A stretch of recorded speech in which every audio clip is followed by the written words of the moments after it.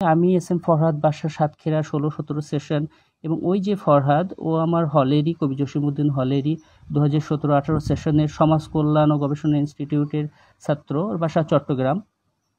তো অনেকে আমাকে আর ওকে আর কি মিলিয়ে ফেলছেন, কিন্তু ব্যাপারটা হচ্ছে আমি তো আর ও এক নয়। ও ছাত্র শিবিরের সেক্রেটারি ছিল তখন, এখন প্রেসিডেন্ট তো ঢাকা বিশ্ববিদ্যালয়ের।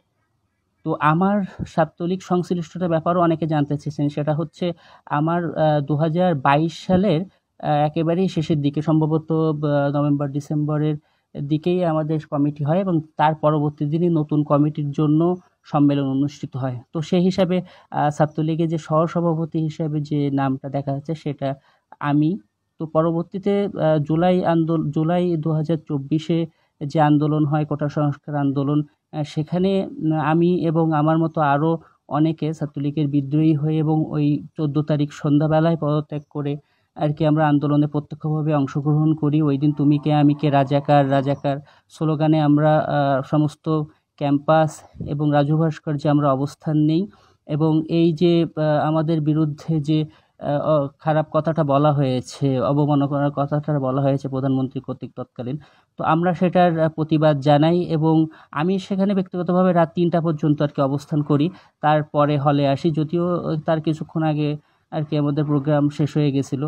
তো আমরা জানি যে ওই দিন ছাত্রলীগের যাদের প্যাডে ছিল তারা অসংখ্য ছাত্র আমরা এই অন্যায়ের প্রতিবাদে আমরা চলে গিয়েছি। তার পরবর্তীতে 15, 16, 17 তারিখ পর্যন্ত আমরা ক্যাম্পাসে আন্দোলন করেছি। 16 তারিখে আমরা যে শহীদ মিনার, কেন্দ্রীয় শহীদ মিনারে আমরা ওখানে আন্দোলন করেছি। ওখানে আমাদের অবরুদ্ধ রাখা হয়েছিল বিভিন্ন ছাত্রলীগ বা হচ্ছে আরও আইন শৃঙ্খলা রক্ষাকারী বাহিনীর দ্বারা। তো আমরা সেখানে আর কি ছিলাম। পরবর্তীতে ঢাকার যে পুরান ঢাকার যে বিভিন্ন মেসে আমি থাকছি, ওখানে থেকে আন্দোলন পরিচালনা করছি। তো ব্যাপারটা হয়েছে, এটা হচ্ছে তো আমার ব্যাপারটা আমি বললাম।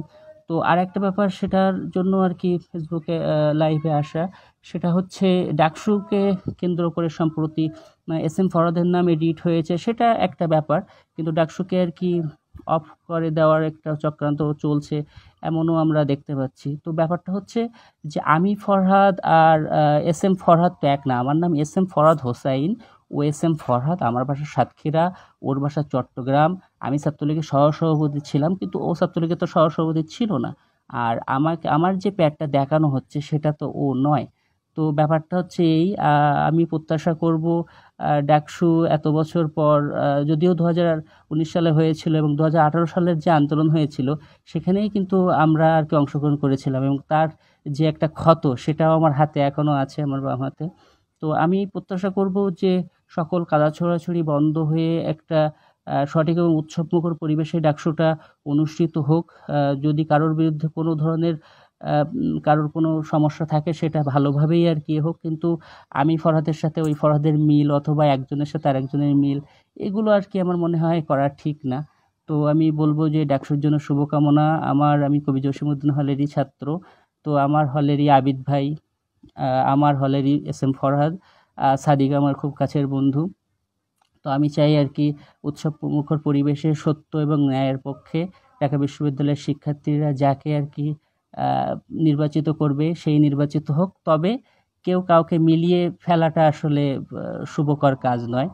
আর আমার ব্যাপারে আমি ক্লিয়ার করেছি, ফরহাদের ব্যাপারটাও বললাম, যে প্যাডটা আর কি দেখানো হচ্ছে সেটা আমার নাম। আমি পরবর্তীতে তো ওইভাবেই আপনাকে বললাম আপনাদেরকে যে কি ঘটেছিল।